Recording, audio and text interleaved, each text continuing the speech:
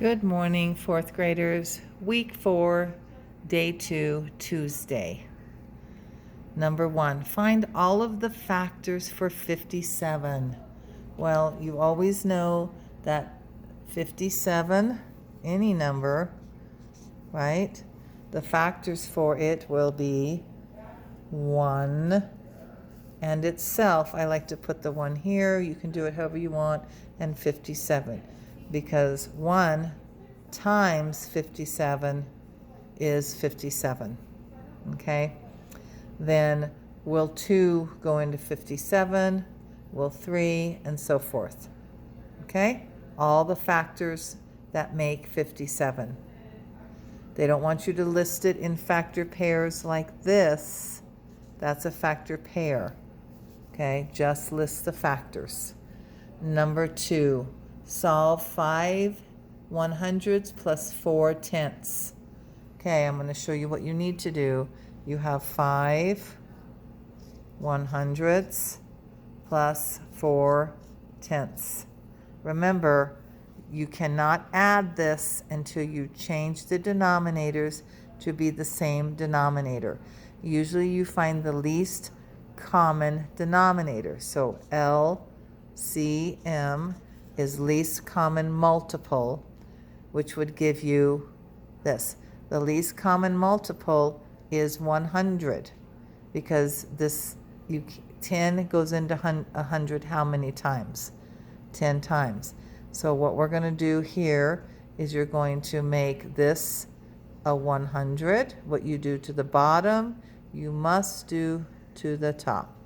Then you may add only the numerators. The denominator stays the same. You do not add the denominators, only the numerators. Okay?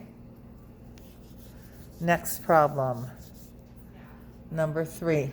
Write a fraction that is greater than the shaded area on the image to the right. This is your shaded area. So what would that fraction be? If you were to write that in a fraction, what would that be? Okay?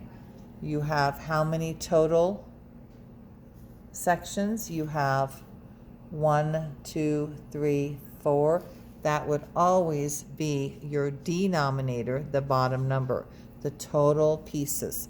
How many pieces are shaded is your top number or your numerator.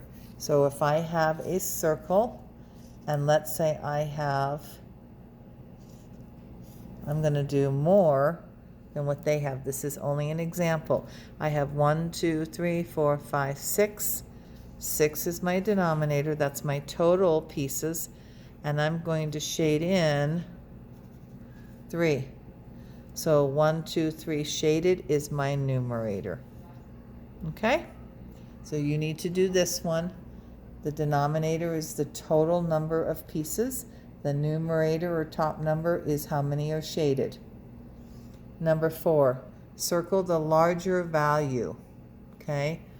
2 tenths or 1700, okay? Which one is larger? Just because this says 100 doesn't mean that this is the larger one. If you take 2 out of 10, say you have 10 pieces and you have 2 that you've eaten, how many do you have left? 8. 17 out of 100 pieces, how many are left? They're talking about larger value, not just the larger number. It has to do with the value. Okay? So which one of those is larger? Number 5. Is 13 prime or composite? Prove it. Okay. Remember, prime numbers,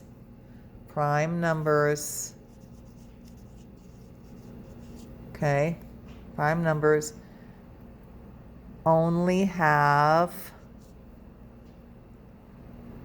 1 and itself, okay? Those are the only 2 multiples for a prime number is 1 and itself. If a number, let's say 10, What are the factors for 10? 1 times 10 equals 10. Is there any other way to make 10?